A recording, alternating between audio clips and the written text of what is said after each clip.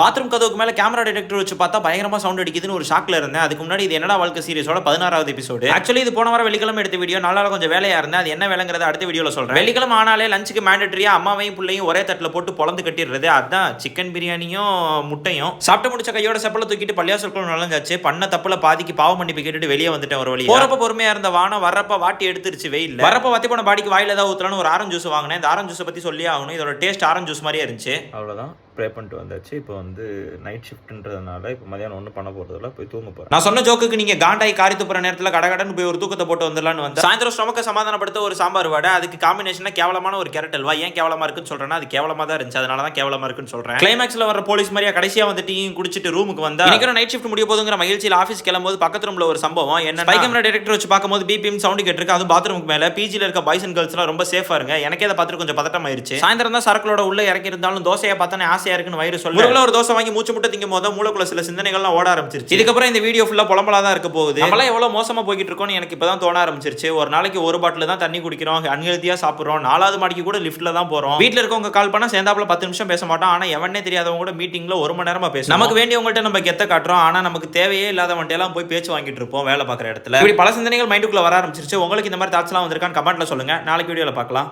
Tata.